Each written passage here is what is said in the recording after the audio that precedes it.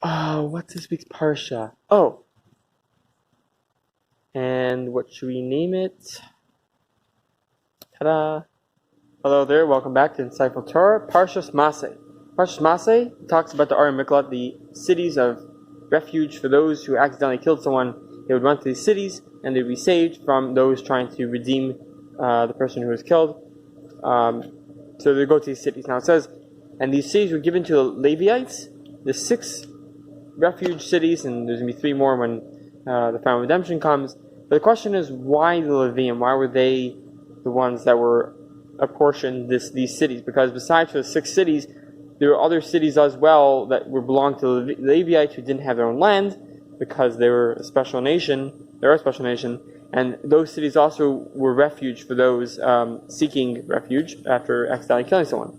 I say accidentally, I mean if someone was on a ladder and they accidentally fell down on someone else, and they killed that person, so it was an accident. There's a whole tractate discussing what's an accident, what is considered going to the city refuge, what's not considered, what's too much on purpose, what's not on purpose, etc. But the point is, why Levi'im?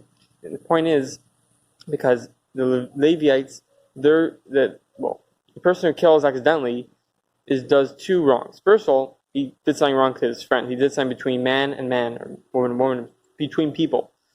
And then there's another thing that's between man and God, woman and God, people and God, etc.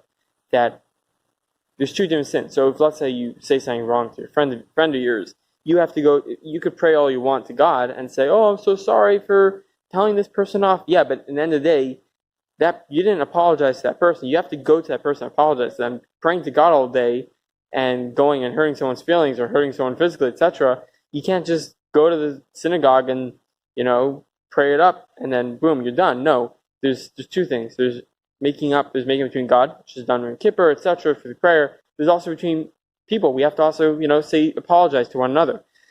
And this sin of killing accidentally does both. It goes against what God wants because you killed someone and that's not good. And then there's another idea of doing something to another person. And the Leviites, we see different verses that connect them, how they connect to God, how they connect people to God, and how they connect people to each other. And that is why the Leviites specifically were given this mission, because they have the power to, on one hand, fix on a godly sense between the person and God, and between man and a fellow man, woman and fellow woman, etc. They have the power to do this. Thanks so much for watching. See you next time. Bye-bye.